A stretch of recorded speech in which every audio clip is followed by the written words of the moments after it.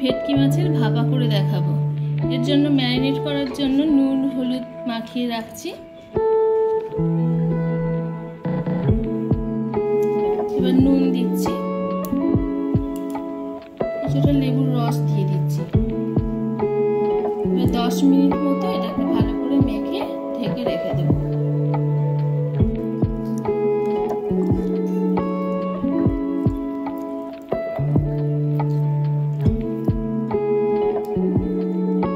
মশলার জন্য 2 চামচ সরষে গুঁড়ো দিয়ে দিলাম, 2 চামচ পোস্ত দিয়ে দেব। এবার এটা জলে ভিজিয়ে রাখবো বেশ কিছুক্ষণ।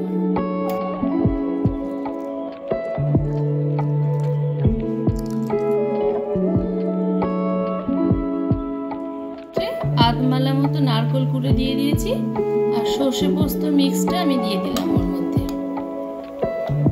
কিছুটা হলুদ গুঁড়ো দিচ্ছি, স্বাদ অনুযায়ী লবণ দিচ্ছি।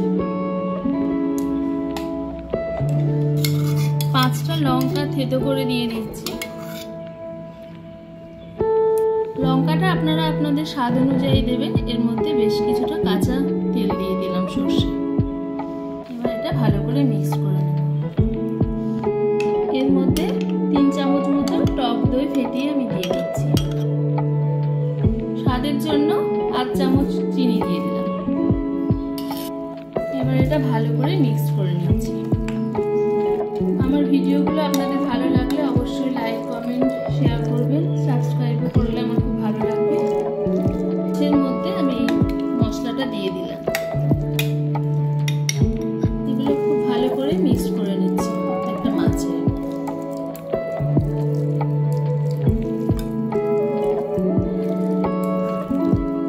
আর কয়েকটা কাঁচা লঙ্কা চেরা দিয়ে দিলাম।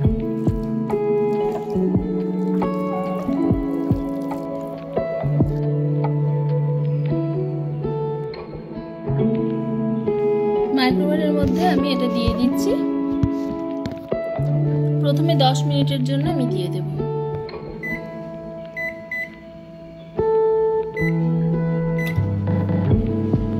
10 মিনিট হয়ে গেছে, এবার আমি বোলটা বার করে নেব। এই রেসিপিটা আপনারা কড়াইও করতে পারেন, ওতে জল দিয়ে টিফিন বক্সে দিয়ে ভাপিয়ে নিতে হবে। তৈরি হয়ে গেল ভেটকি মাছের ভাপা। আপনারা ভালো থাকবেন, নমস্কার।